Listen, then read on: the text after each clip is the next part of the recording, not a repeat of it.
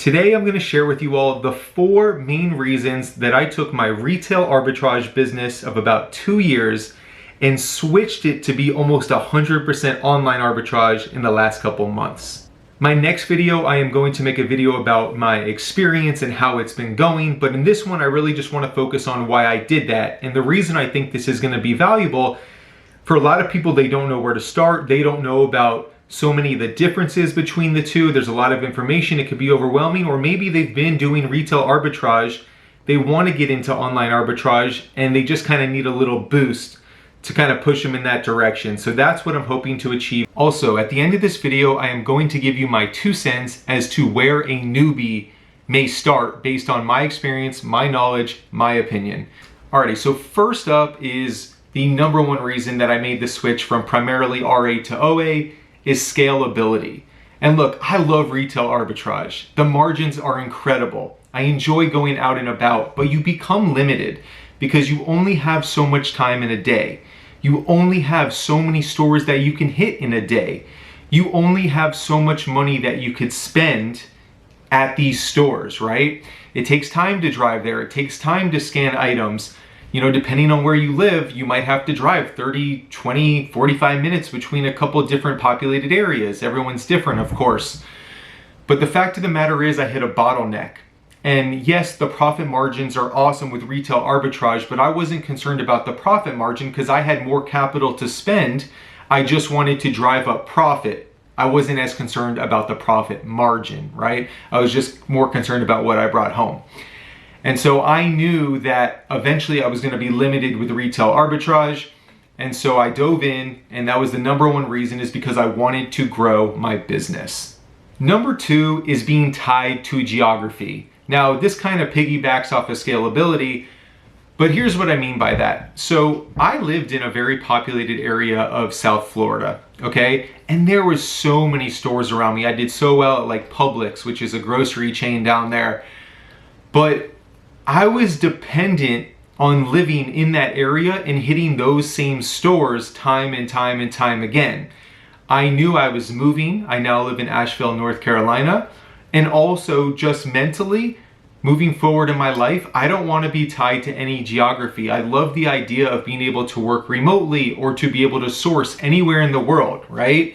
And when I go on vacation, for instance, or I travel, I don't have to just stop sourcing because I can't physically be there, you know? So that was a huge thing to me. I didn't want to be dependent on a certain area for a variety of reasons. And also, speaking of those stores that you're dependent on, that leads me to my 3rd thing. You're now limited to the store hours, right? So most stores, let's say, are open till 8 or 9 p.m. at night. Well, the internet is 24/7, 365.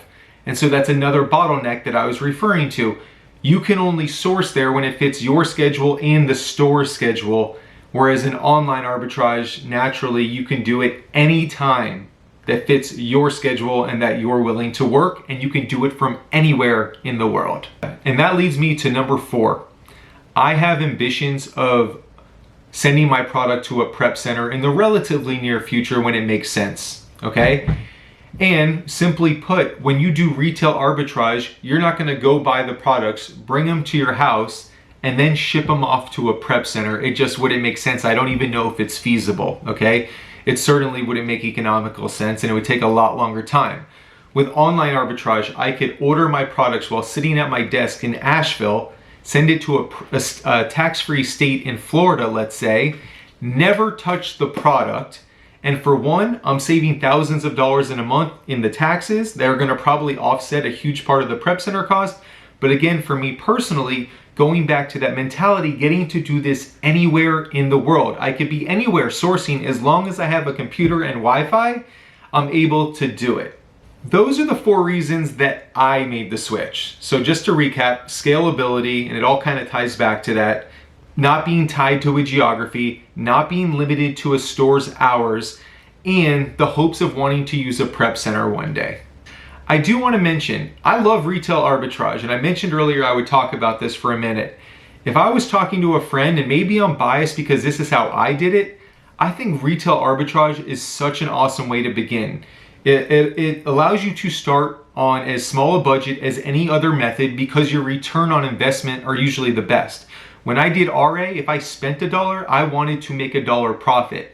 Now with OA, if I spend $1, I'm happy making 50 cents profit. So you have to have a lot more capital to make the same returns or the same amount of profit when you compare RA to OA. All right, I think it's a great way to learn the system, you know, learn how to create shipments, learn the ins and outs of prepping and packing, and just, you know, scratching the surface basically. So if I was speaking to a friend, I would say absolutely stay with that or start with that. And then it's a great way also to take products that you learn out in the field, retail arbitrage, and get your feet wet into online arbitrage. By the way, just because I'm primarily OA, it doesn't mean I don't do RA anymore. I love the margins of RA, and there's always opportunities that call for it, like grocery time.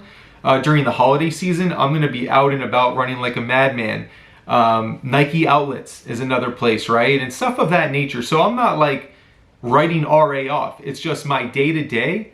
I would rather be able to do this on my schedule when I want, where I want, with the future hopes of growing and being able to have other people do my prepping and packing. In an upcoming video, I'm going to give you an update about my experience after doing RA for almost 2 years to pretty much just OA for the last couple months, the pros and cons, my numbers, kind of give you a real insider glimpse of what it takes to get to this point. It certainly hasn't been easy making the shift, but it's definitely been worthwhile. I'm Jonathan, this is Duke Does Amazon. Thanks for being here. We're on Instagram as well at Duke Does Amazon. Have a great day. I will see you guys soon. Take care.